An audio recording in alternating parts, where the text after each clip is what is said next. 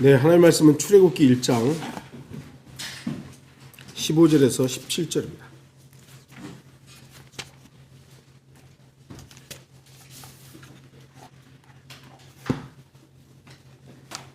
출애굽기 1장 15절에서 17절입니다.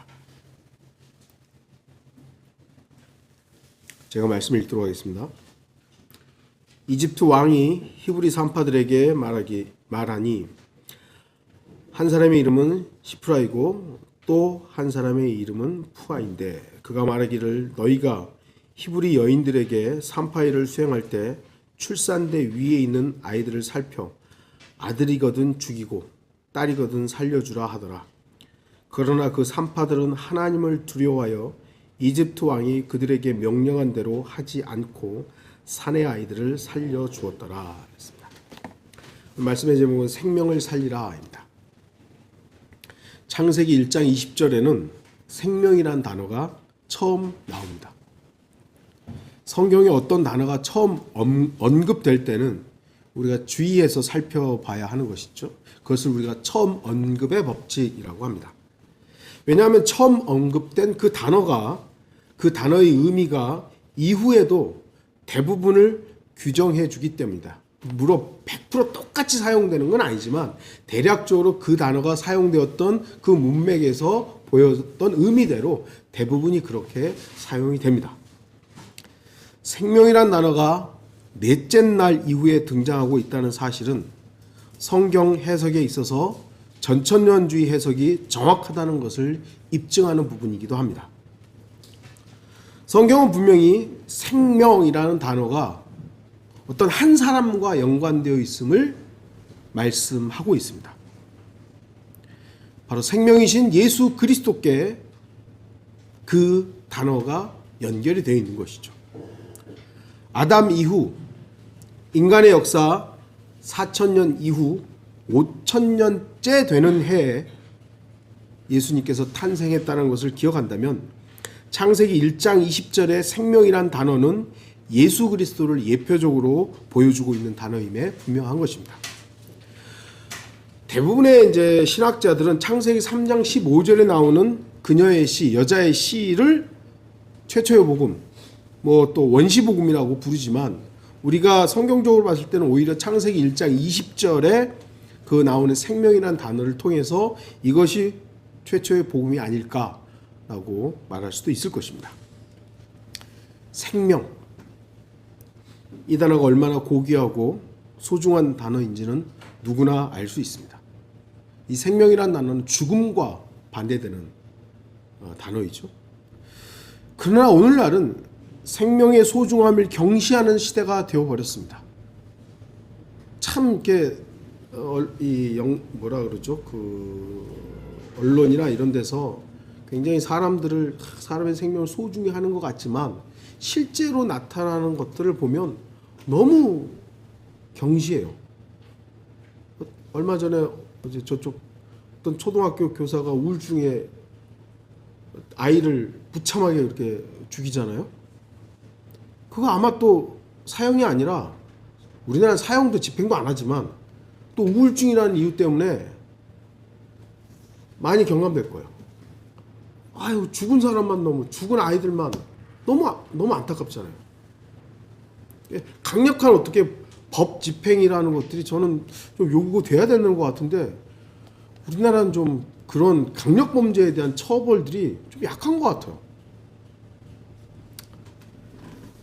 이것은 비단 생명이신 주 예수 그리스도뿐만 아니라 생명의 창조주로부터 피조된 인간에 대한 생명 경시 풍조까지도 이어지는 겁니다. 낙태의 문제가 사실은 심각합니다. 우리나라 지금 출산율은 점점 줄어드는데 물론 원치 않은 임신도 있겠습니다만 그러나 사랑하는 가운데서 맺어진 결실들도 저희 원치 않는다고 가서 그냥 낙태해버리는 거예요. 우리나라뿐만 아니라 지금 소위 말하는 선진국일수록요 낙태율이 굉장히 높습니다. 중진국 그리고 개발도상국 이런 데는 오히려 많이 낳고 그러는데 아니 선진국일수록 생명에 대한 경시가 너무 뚜렷한 거예요. 아주 주의해야 될 것이고 이게 바로 마지막 때 현상이기도 한 것이죠. 생명은 참으로 귀하고 소중합니다. 왜냐하면 그 출발점이 바로 창조주 하나님이기 때문이에요. 하나님으로부터 생명이 출발했기 때문에 생명을 우리가 귀하게 여겨야 돼요. 생명을 무시하고 하찮게 여기는 것은 결코 하나님의 뜻이 아닙니다.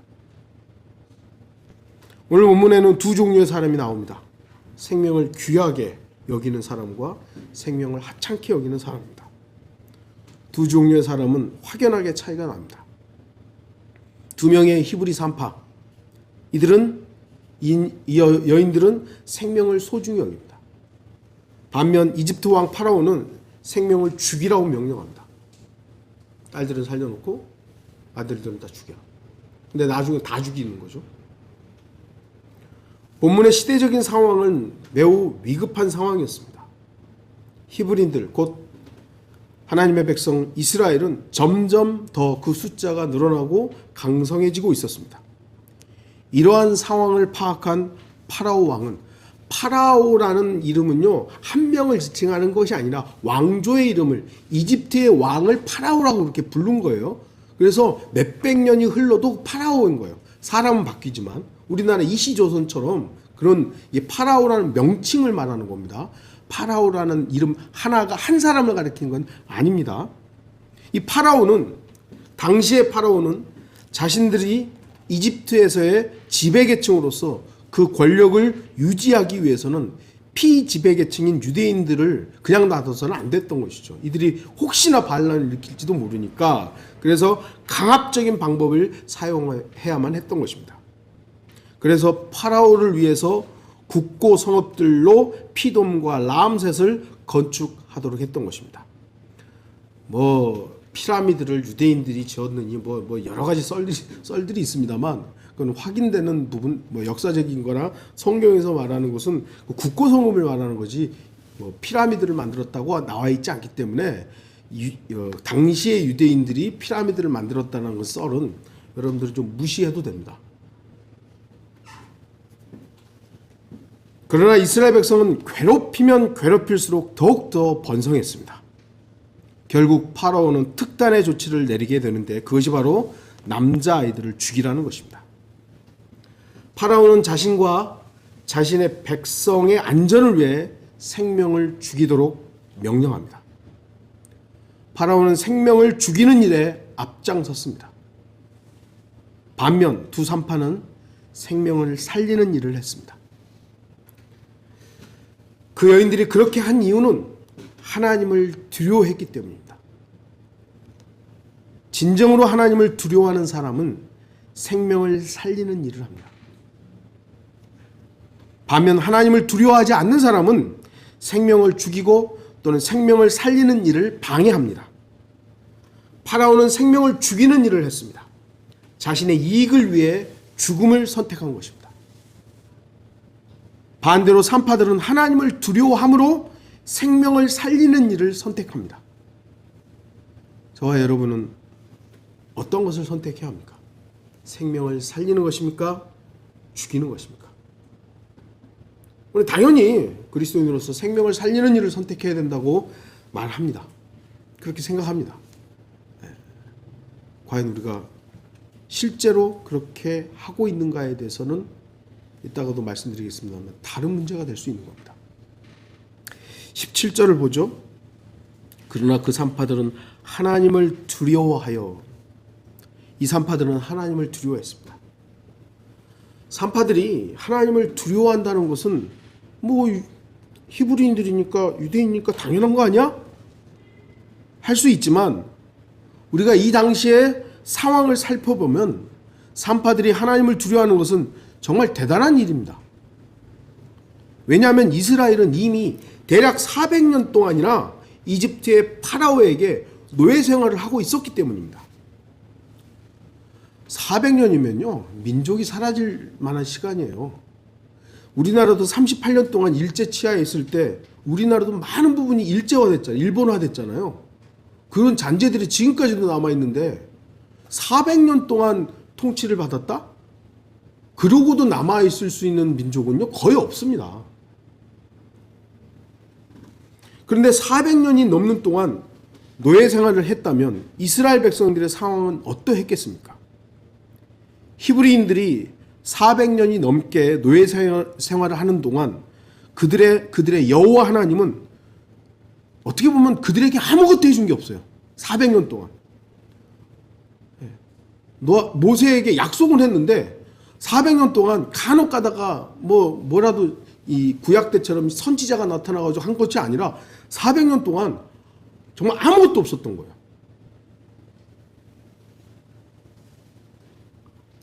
그들의 조상들은 이집트의 고센 땅에 처음에 안착해서 살았습니다.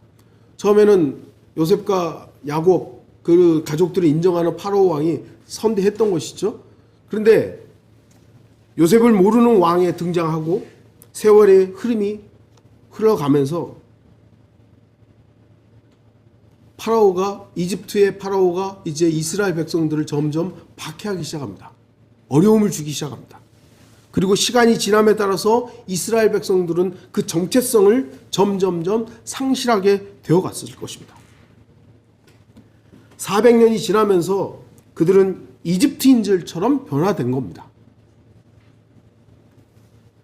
고센 땅에 처음에 살았을 때는 이집트와 직접적인 그 연관들이 많이 없었을 거예요. 근데 400년이 지나면서요, 교류를 하기 시작했을 것이고요. 여기 고센 땅에 있었던 유대인들이 이제는 본토로 가서 살게 됐을 것이고요. 여기 이집트인들도 아마도 또 고센 땅으로 와서 살았을 겁니다. 그러니까 이게 400년 동안 되게 우리가 출애굽기를 봐도 그렇지만 섞여 있었던 게 있었잖아요. 많이 혼합된 거예요. 그들은 여호와 하나님의 약속보다는 자포자기하여 이집트인들과 같이 동화되었을 것입니다. 우리는 이집트로부터 탈출한 이스라엘 백성들에게서 이집트의 옛 것들을 동경하는 모습을 보게 되는 것이죠. 야, 우리 차라리 저기 있었으면, 이집트의 것들이 우리가 훨씬 좀 괜히 나와가지고 고생하는구나. 이런 모습들 우리가 보잖아요. 그들이 두려워하는 신은 여호와 하나님이 아니라 이집트의 신들이었을 것입니다. 거의 대부분의 이스라엘 백성이 실제로 두려워했던 존재는 여호와 하나님이 아니라 파라오였습니다. 심지어 모세도 파라오를 두려워하잖아요. 파라오가 그들을 압제했고 억압했으며 생사여탈권을 쥐고 있었기 때문에 그들이 여호와 하나님은 400년 동안 아무 게 없었던 거예요. 근데 실제로 영향을 끼치는 건 파라오였던 거예요. 그래서 두 산파가 여호와 하나님을 두려워한다는 것은 대단한 일인 겁니다.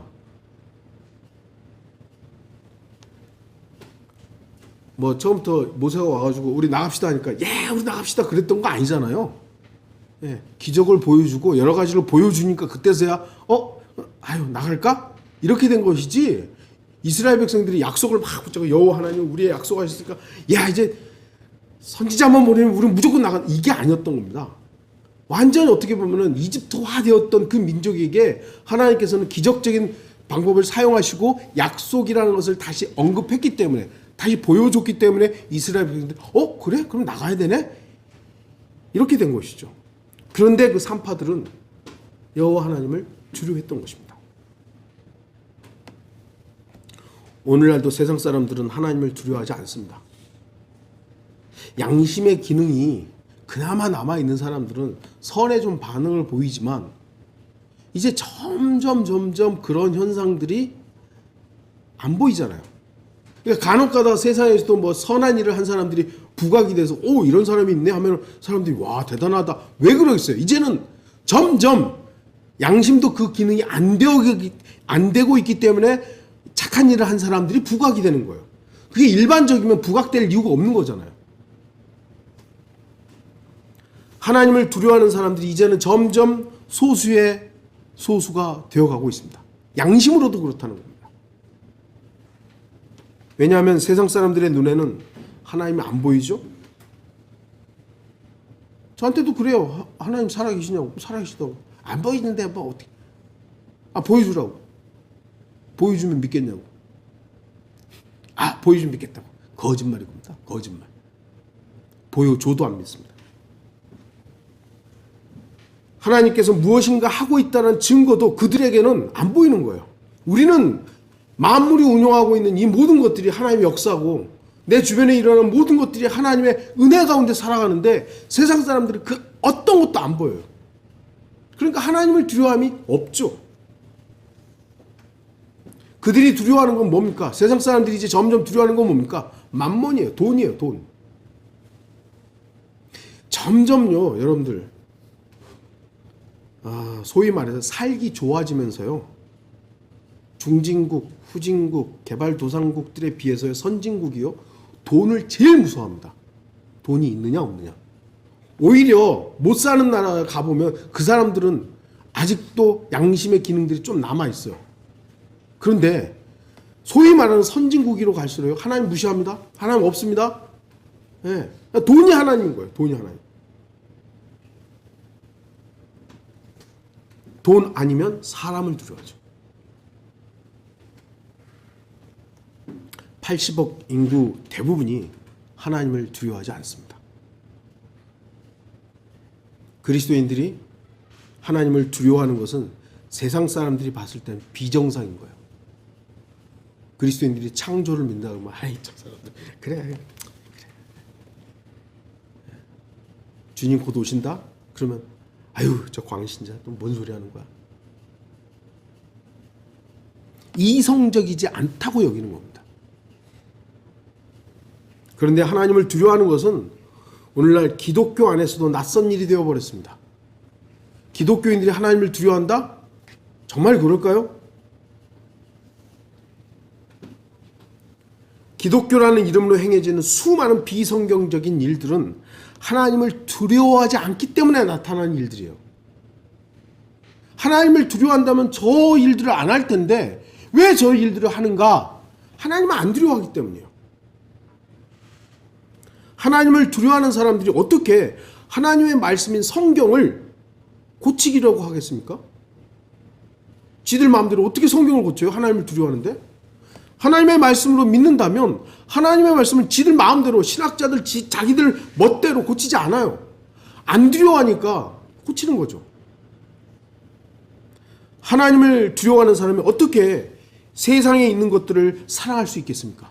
성경은 분명히 세상도 세상에 있는 것들도 사랑하지 말라고 말씀하셨는데 어떻게 하나님을 두려워하는 사람이 세상을 사랑하고 돈을 사랑하고 그 돈에 이끌려서 모든 것들을 합리화합니까? 안 두려워하니까 그렇죠.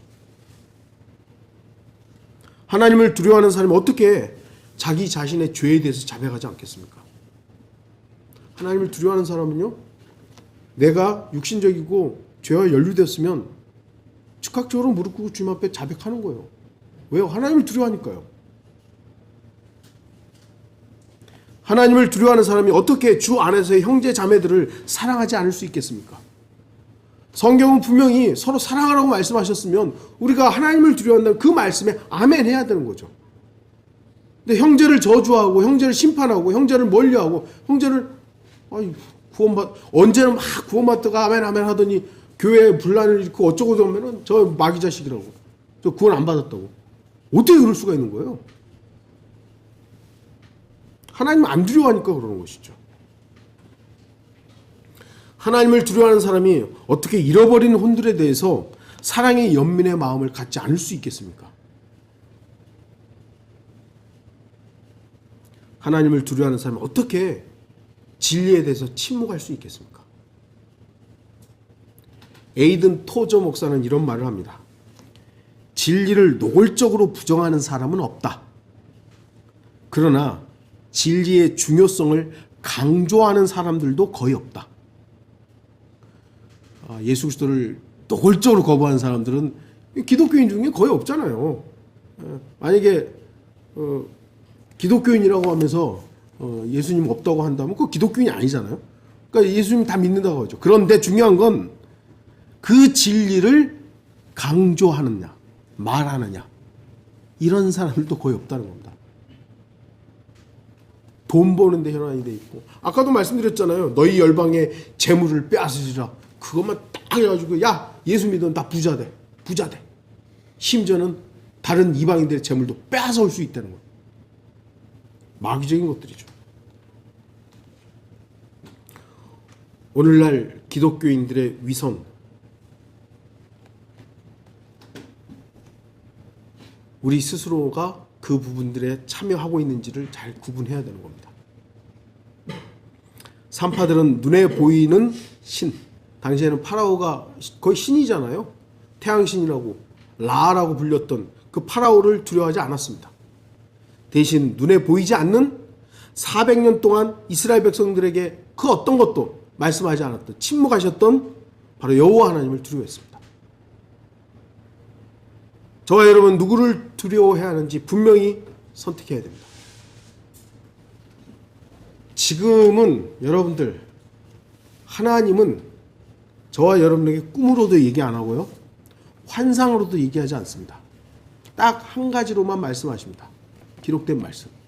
이거 외에는 어떻게 보면 물론 우리에게 성령의 내적인 확신이라든지 성령께서 우리 안에서 어떤 역사하시는 부분들이 있습니다만, 그런 영적 영역이잖아요. 실제적으로 하나님의 말씀이 나에게 오는 것은 이거밖에 없어요. 성경밖에 없어요. 이거 빼면 하나님은 어떻게 보면은 안 계신 것처럼 보여. 근데 세상은 실제적인 거예요. 세상은 옆에 와서 유혹하죠. 옆에 와서 이거 해봐라 저거 해봐라. 얼마나 난립니까? 아, 돈 벌어야지. 아, 뭐 해야지. 눈에 보이지 않는 하나님을 선택할 것인가? 실제로 위협적인 세상을 볼 것인가? 17절 다시 보시면, 왕이 그들에게 명령한 대로 하지 않고 사내 아이들을 살려주었더라. 산파들은 지금 생명을 살리고 있습니다. 하나님을 두려워하는 사람들은 생명을 살립니다. 주 하나님은 창조주이십니다. 여러분들, 조물주와 창조주의 차이를 아세요? 한글 킹제임 성경은 창조주라고 되어 있지만 개역 성경은 로마서 1장 25절에 조물주라고 되어 있습니다. 조물주라는 단어도 보면 우주의 만물을 만들고 다스리는 신. 맞잖아요. 그러니까. 그래서 아마 조물주로 한 것 같아요. 하지만 조물주는 성경의 하나님이 아닙니다. 우주의 원리 가운데 있는 그 우주의 원리 가운데서 이 우주를 만들고 운영하는 어떤 인격체인 것이지, 창조주는 성경의 하나님인 거예요. 성경의 하나님. 그래서 창조주와 조물주는 다릅니다.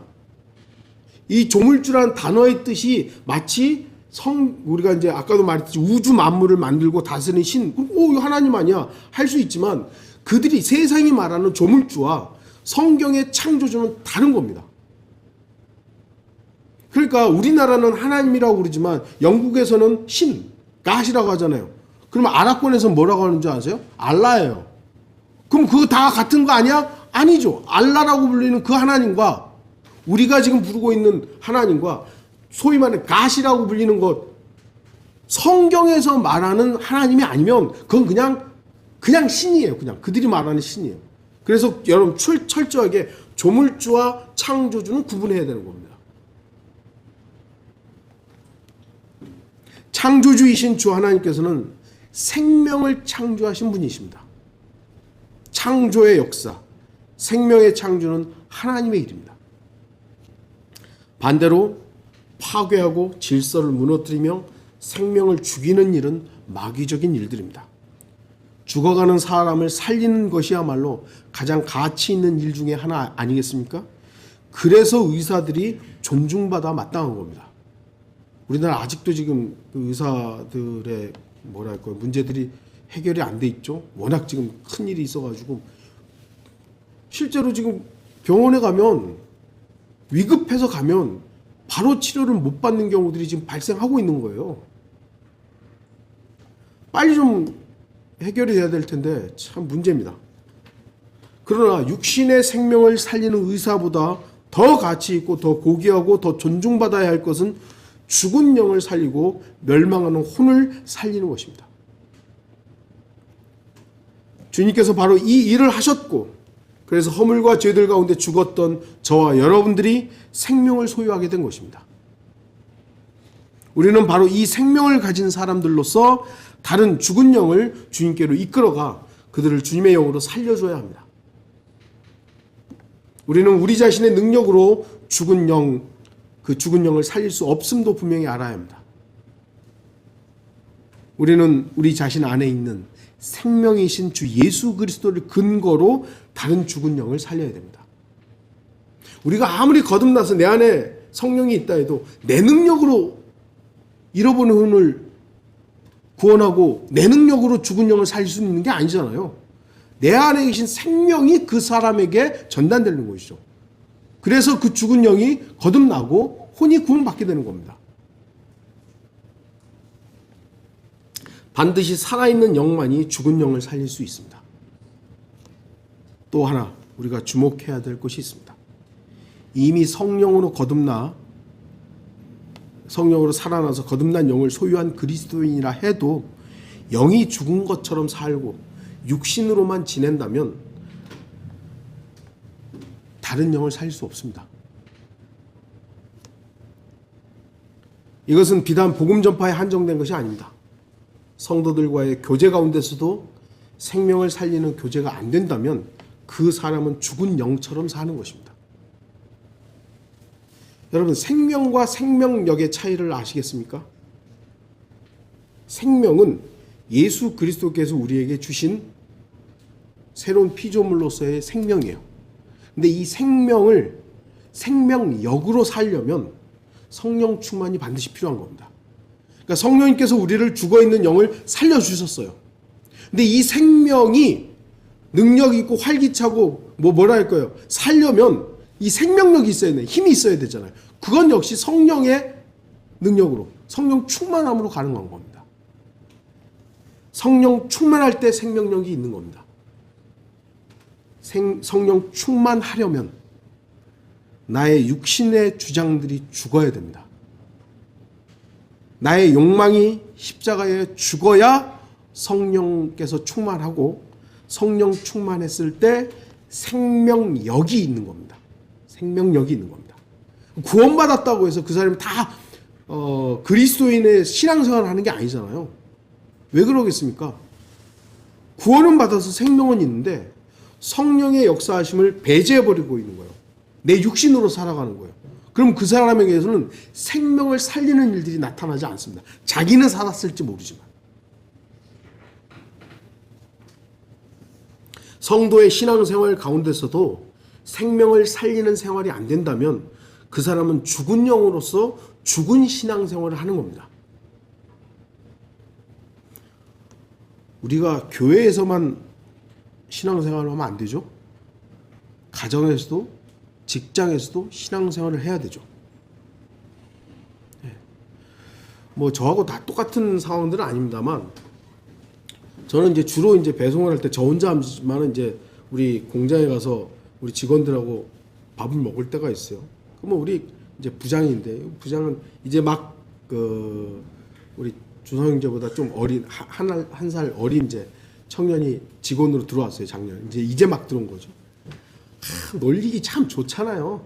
이제 나이든 어른들이 이제 막 20몇 살 된 그 청년을 놀리기가 얼마나 좋아요. 농담하고. 근데 이 세상 사람들이 다 그런지 모르겠어요. 음탕한 농담들을 하는 거예요. 그럼 저는 그 옆에서 거기에 동조해야 됩니까? 야, 아이고 해야 됩니까? 아니죠.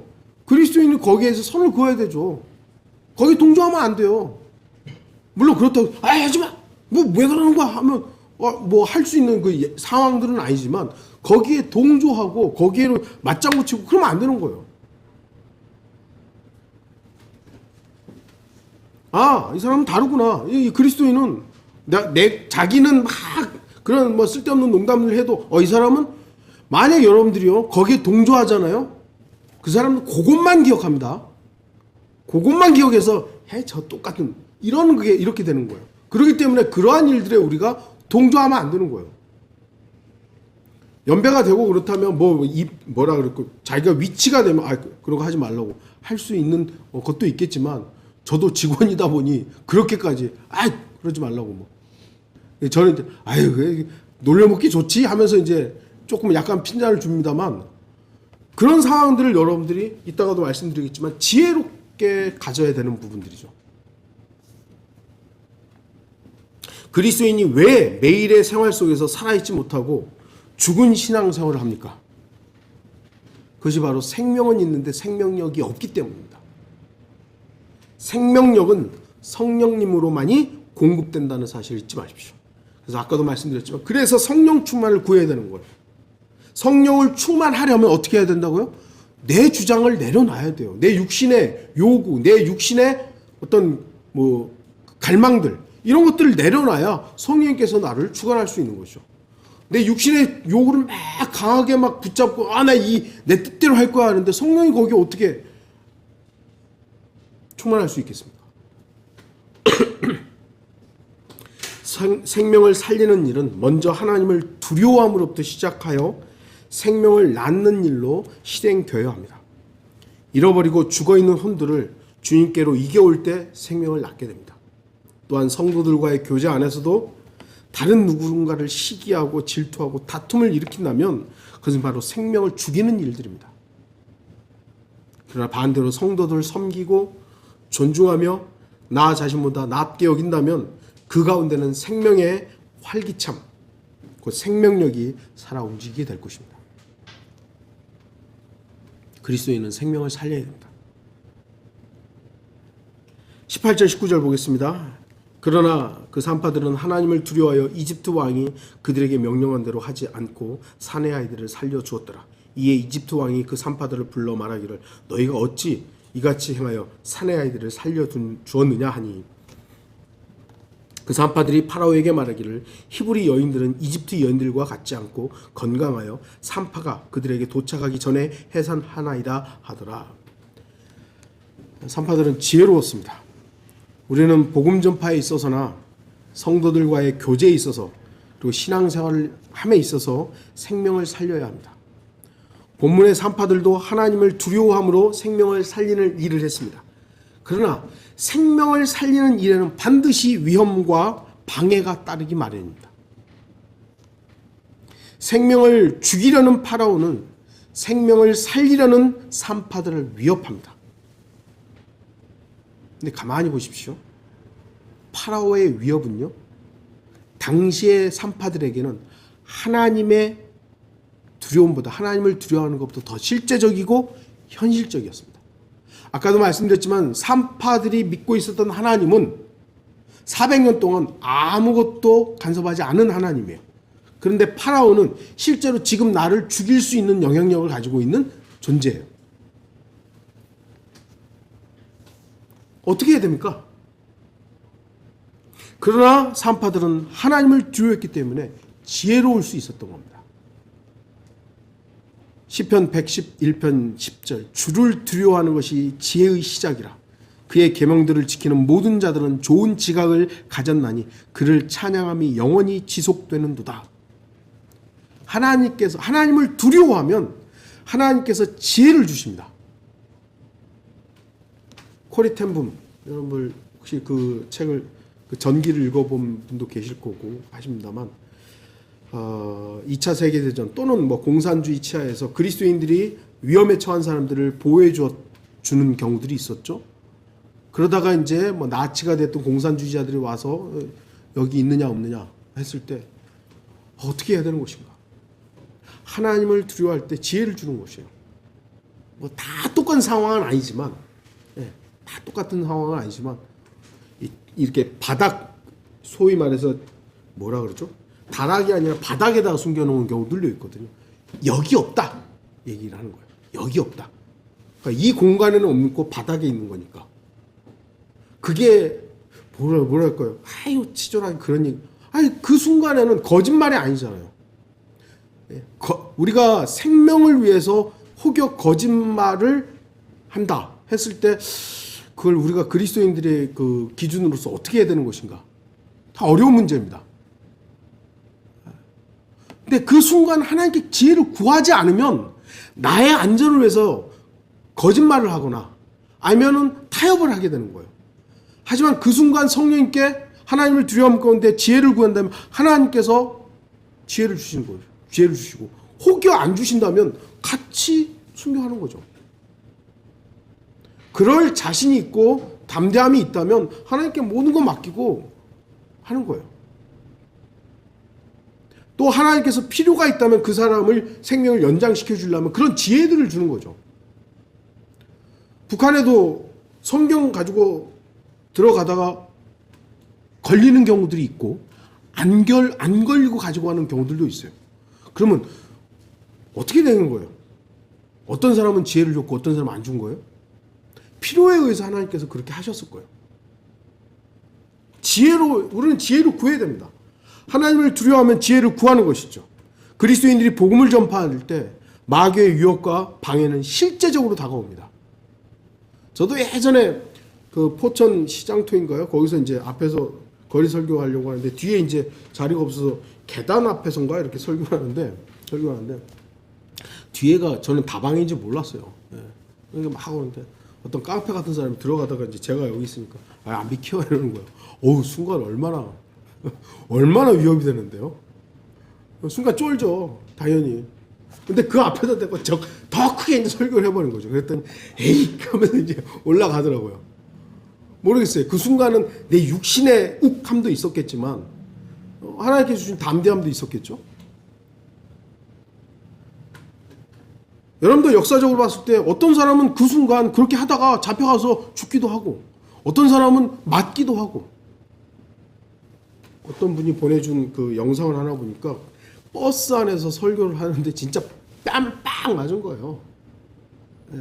그러니까 이 사람이 맞고는 처음에는 이렇게 하더니 왼뺨을 맞았으니까 오른뺨도 은혜를 달라고 하니까 이 때린 사람도 이 미친 뭐 이러고 이제 하는 거죠.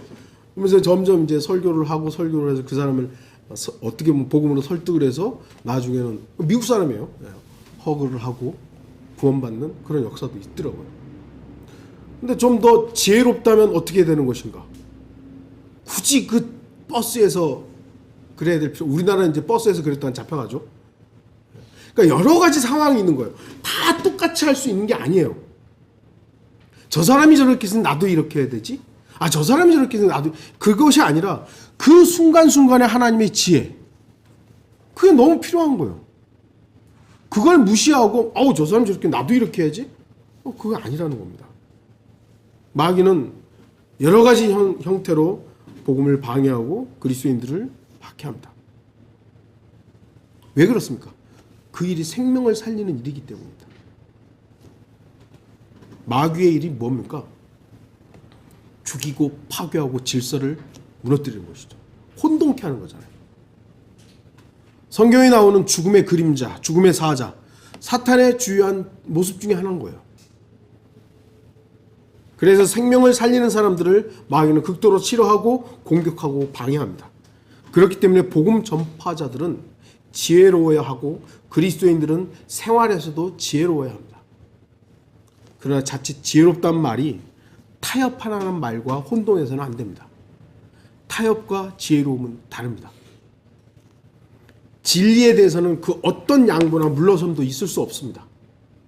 그러나 진리가 아닌 여러 가지 다른 부분에 있어서는 우리가 생활하다 보면 그리스도인이 손해도 볼 수 있고요.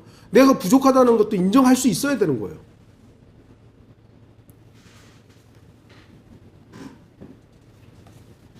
중요한 부분이 있습니다. 그리스도인에게 중립이 있습니까? 중립 있습니까? 없습니다.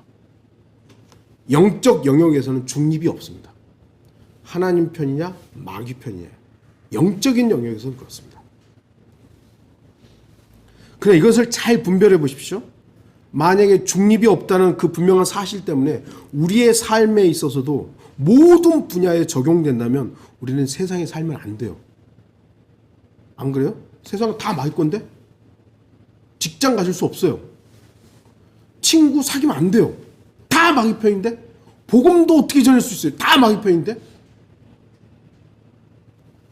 그리스도인들끼리만 따로 살아야죠. 왜 하나님 백성인데? 과연 그렇습니까? 모든 것이 마귀의 편이라고 해서 우리가 그 영적 영역에서의 양분하는 것을 우리의 삶에서 모든 것을 다 해서 저건 아니야 저건 아니야 이렇게 살면 살 수가 없어요. 그래서 그리스도인에게서는 균형이라는 게 필요한 것입니다. 질서가 필요한 거예요. 그래서 성경은 뭐라고 그러냐면 뱀의 지혜를 말하는 겁니다.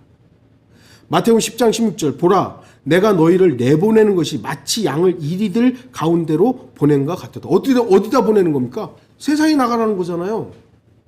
그래서 세상에 살 때는 그러므로 너희는 뱀처럼 지혜롭고 비둘기처럼 순수하라고 말씀하는 겁니다. 세상은 다 분명히 마귀 편입니다. 영적 영역에서는 다 그렇죠. 그러나 그들을 우리가 복음으로 이겨와야 하기 때문에 그들에게 가야 돼요. 저 마귀 자식들. 그러면 우리가 어떻게 복음을 전해요? 영적 영역에서는 분명히 그들이 마귀 편이고 세상은 악으로 가득 차 있지만 우리가 나아가서 뱀처럼 지혜롭게 그들을 이겨와야 하기 때문에 우리의 삶의 영역에서 타협이 아닌 아까 말한 균형을 갖춰야 되는 겁니다. 우리가 자칫 잘못해서 이게 뭐 그리스도인에게는 중립이 없으니까 뭐 이렇게 이쪽 나는 하나님 편이고 저쪽은 다 마귀 편이야. 아까도 말씀드린 영적 영역에서는 중립은 없습니다.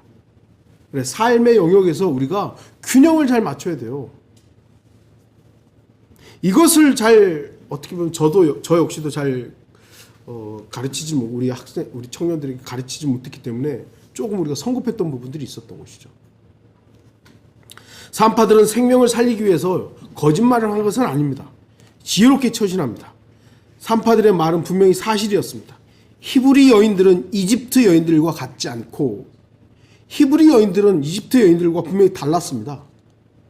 뿐만 아니라 이스라엘과 이집트 역시 달랐습니다. 하나님께서는 자신의 백성과 파라오의 백성을 구별하셨습니다. 그러니까 10가지 재앙을 내릴 때 공통으로 준 것이 몇 가지 있습니다만 대부분은 이집트인들에게만 내렸던 그 징계, 재앙이었어요. 이스라엘에는 아무 일도 일어나지 않았는데 이집트인들에게만 내렸던 재앙들이 더 많았죠. 구별하신 겁니다. 히브리 여인들은 이집트의 여인들처럼 시녀들을 거느리고 관능적인 만족과 쾌락을 즐기는 함적 여인들이 아니었습니다. 그들은 노예처럼 밖에서 일하고 또 가정에서도 충실했던 여인들이었습니다. 히브리 여인들은 진짜로 이집트 여인들과 분명히 차이가 있었습니다. 그렇기 때문에 산파들은 고의적으로 거짓말을 한 것이 아니라 히브리 여인들이 그렇다는 걸 말하고 있는 것이죠. 그리스도인들이 생명을 살리는 일을 할 때 복음을 전파하고 지역교회에서 성도들을 섬기고 가정에서 직장에서 살아갈 때 지혜로워야 합니다. 지혜롭게 살기 위해서는 반드시 주를 두려움이 먼저 기초가 되어야 합니다.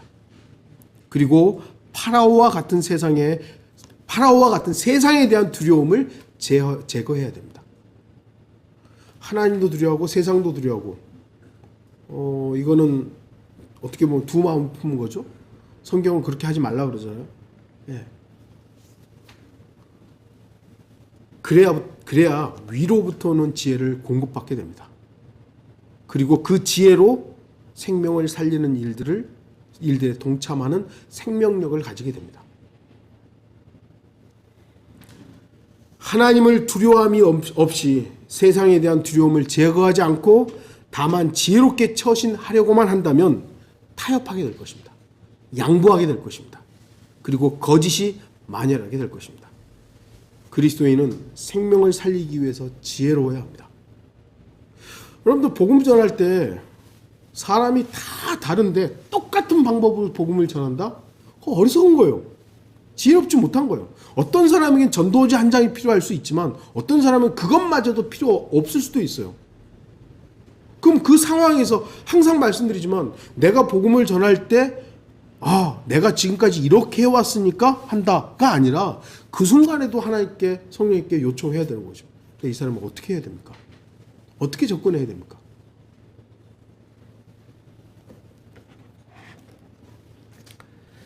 결론을 맺겠습니다. 생명을 살리는 일은 하나님의 일입니다. 어리석은 사람들은 말하죠. 그렇다면 성경에 나오는 그 하나님은 왜 그렇게 많은 사람들을 죽였냐? 이렇게 많이 구약의 하나님 다윗을 통해서도 여호수아를 통해서도 얼마나 많은 전쟁에서 이방인들을 죽였습니까? 그 하나님은 뭐냐?